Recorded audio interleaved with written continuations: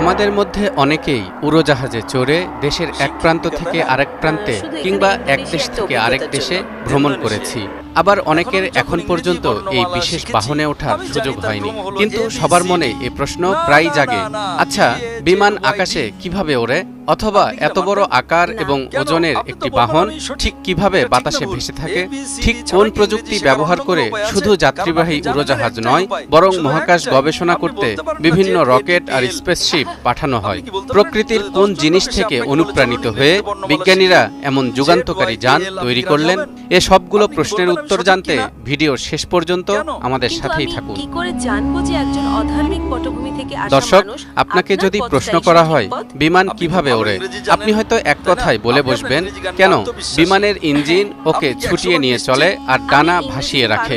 উত্তরটা সঠিক, কিন্তু তাই বলে আমরাও যদি কোনো কিছুতে ইঞ্জিন আর ডানা লাগিয়ে ছেড়ে দেই, কিংবা আমাদের নিজেদের শরীরেই ইঞ্জিন যুক্ত করে হাত দুটো বাতাসে ভাসিয়ে দিই, তাহলে আমরাও কি উঠতে পারবো?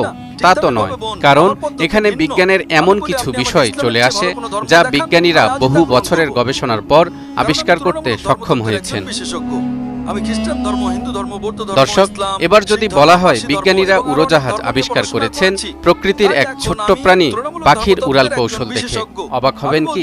এই প্রশ্নে যদি অবাক নাও হন বা সহজেই মেনে নেন, কিন্তু যদি বলি এরোস্পেস ইঞ্জিনিয়াররা পৃথিবীর অত্যাধুনিক সব এয়ারক্রাফটগুলো তৈরি করেছেন আজ থেকে ১৫০০ বছর আগে নাজিলকৃত কোরআনুল কারীমের আয়াত গবেষণা করে, তাহলেই হয়েছে।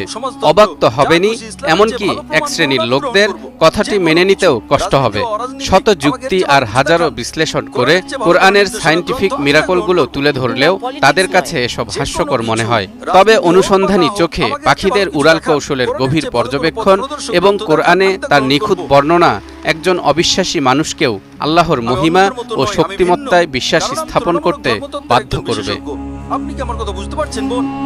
শূন্যে উড়াল দেওয়ার যে কৌশলগুলো রপ্ত করিয়ে মহান আল্লাহ তাআলা পাখি সৃষ্টি করেছেন, পবিত্র কোরআনে সেগুলোর প্রতি ইঙ্গিতপূর্ণ বিবরণ এসেছে। ইরশাদ হচ্ছে, আওয়ালাম ইয়ারাউ ইলাত তায়রি ফাওকাহুম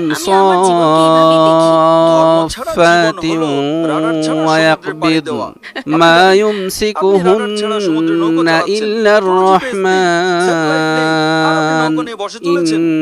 ইন্নাহু বিকুল্লি শাইইন বাসীর। তারা কি তাদের উপর দিকে পাখিগুলোর প্রতি লক্ষ্য করে না, যারা ডানা মেলে দেয় আবার গুটিয়ে নেয়? দয়াময় ছাড়া অন্য কেউই তাদেরকে উপরে ধরে রাখে না। নিশ্চয় তিনি সবকিছুর সম্যক দ্রষ্টা।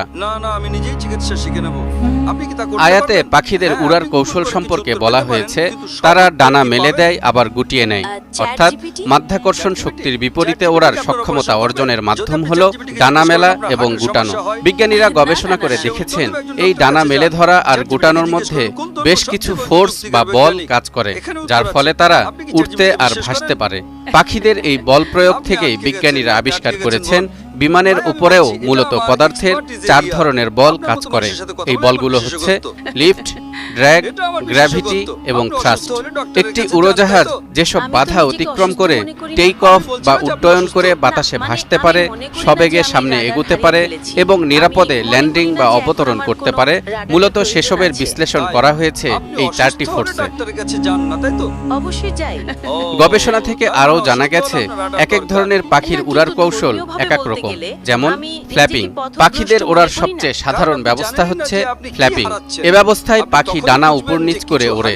নিম্নমুখী আঘাতে পাখি তির্যকভাবে সামনের দিকে, নিচের দিকে এবং পেছন দিকে যায়, আর ঊর্ধ্বমুখী আঘাতে ডানা আংশিক ভাঁজ করা থাকে এবং তাদের প্রাথমিক পালক বাতাসের মধ্যে বিস্তৃত হয় পেছনে যাওয়ার জন্য। এভাবে উপরে ওঠা সহজ হয়। এ সময় পাখিরা তাদের ওজন কাজে লাগিয়ে উপরের দিকে ঠেলা দেয়। এসব কাজের সম্মিলিত ফলাফল পাখি বাতাসে ভেসে থেকে সামনের দিকে এগিয়ে যায়। গ্লাইডিং, অনেক পাখি ঘন্টার পর ঘন্টা গ্লাইডিং করতে পারে, যেমন ঈগল। কিন্তু বারবার ডানা না ঝাপটিয়ে এরা উড়ে কিভাবে? এর উত্তর হচ্ছে, ঈগলরা যখন দীর্ঘ দূরত্বে উড়ে বেড়ায় তখন বাতাসের একটি বিশেষ ধর্মকে কাজে লাগিয়ে তারা গ্লাইডিং করে।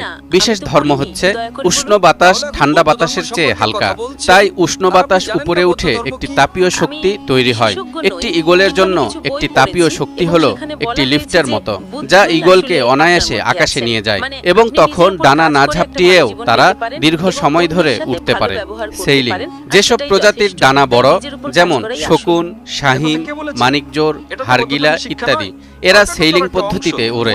এসব পাখি আকাশে অনেক উঁচুতে ওড়ে এবং ডানা না নাড়িয়ে বৃত্তাকারে ঘোরে। এ পদ্ধতিতে পাখি উপরে ওঠে কিন্তু তেমন শক্তি ব্যয় হয় না। হোভারিং। এ পদ্ধতিতে পাখি খুব দ্রুত ডানা ঝাপটিয়ে এক জায়গায় স্থির ভেসে থাকে, অনেকটা হেলিকপ্টারের মতো।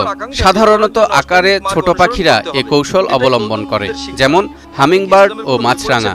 তবে দ্রুত ডানা ঝাপটানোর ক্ষেত্রে পাখির রাজ্যে বিশ্ব রেকর্ডের অধিকারী নীল লেজ বিশিষ্ট হামিংবার্ড। এরা প্রতি সেকেন্ডে ৮০ বার ডানা ঝাপটাতে পারে। পাখিদের উড়তে পারার পেছনে সবচেয়ে উল্লেখযোগ্য ভূমিকা রাখে তাদের ডানা। পাখি যখন ওড়ে আর এর ডানা বাতাসে নড়াচড়া করে তখন বাতাস এর গা ঘেঁষে উপরে নিচে বাহিত হয়। ডানার দুই প্রান্তে একই সময়ে দুই ধরনের বাতাস বাহিত করার জন্য ডানার উপরের পৃষ্ঠের বাতাসকে নিচের পৃষ্ঠের চেয়ে দ্রুততর হতে হয়, যার ফলে উপরের পৃষ্ঠের বাতাস ডানার উপর অধিকতর কম চাপ প্রয়োগ করে এবং নিচের পৃষ্ঠের বাতাস অনেক বেশি চাপ প্রয়োগ করে। ফলস্বরূপ পাখিটি উপরের দিকে উঠে যায়। ডানা ঝাপটানোর বেগ যত বেশি হবে পাখি তত দ্রুত উপরে উঠে যেতে পারবে। ঠিক এই কৌশলটি কাজে লাগিয়েছেন বিমান প্রকৌশলীরা। বিমানের পাখা বা ডানা তারা এমনভাবে নকশা করেন যাতে ডানার নিচে বাতাসের চাপ বেশি থাকে আর উপরে থাকে কম। ওপর নিচে চাপের এই পার্থক্যের ফলে তৈরি হয় এক ধরনের ফোর্স, যা বিমানকে লিফট করে উপরে টেনে নিয়ে যায় এবং ভাসিয়ে রাখে। পাখি পাখা ঝাপটে আর উড়োজাহাজ তার পাখার আকৃতি প্রয়োজন অনুযায়ী উপর নিচ করে এই চাপের পার্থক্য সৃষ্টি করে। ডানা ছাড়াও পাখিদের ওড়ার ক্ষেত্রে গুরুত্বপূর্ণ ভূমিকা পালন করে তাদের পালক আর লেজ। পাখিদের পালক বিন্যাস ওড়ার সময় এদেরকে হালকা রাখতে সহায়তা করে, আর লেজ হালের মতো কাজ করে। ওড়ার সময় ভারসাম্য রক্ষা করে, দিক নির্দেশনা দেয় এবং উপর থেকে নিচের দিকে নামতে সহায়তা করে। অন্য আয়াতে আল্লাহ তাআলা বলেন, আলাম ইয়ারাউ ইলা الطير مسخرات في جو السماء ما يمسكهن إلا الله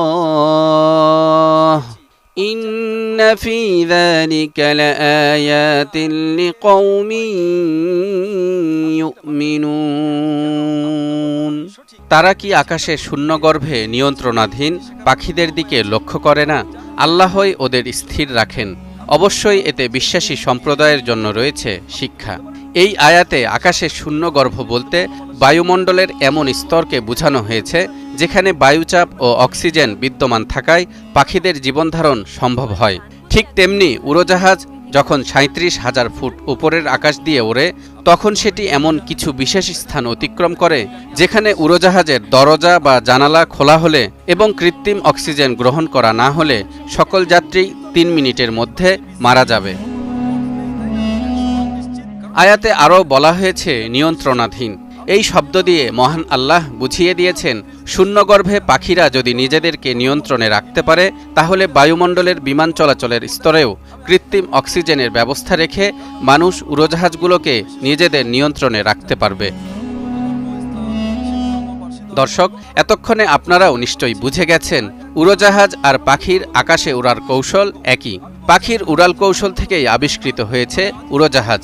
বিংশ শতাব্দীর শুরুতে যুক্তরাষ্ট্রের অরভিল রাইট এবং উইলবার রাইট নামের দুই ভাই পৃথিবীর ইতিহাসে প্রথম নিয়ন্ত্রিত, শক্তিসম্পন্ন এবং মানুষ বহনযোগ্য উড়োজাহাজ তৈরি করে মানুষের আকাশে ওড়ার স্বপ্ন সত্যি করেন। কিন্তু এই ঘটনার আরও ১০০০ বছর আগে পৃথিবীর ইতিহাসে প্রথম আকাশে উড্ডয়ন করেছিলেন একজন মুসলিম বিজ্ঞানী, যার গল্প শোনাব পরের পর্বে। সঙ্গেই থাকুন। তালহা ইবনে রেজা, নিউজ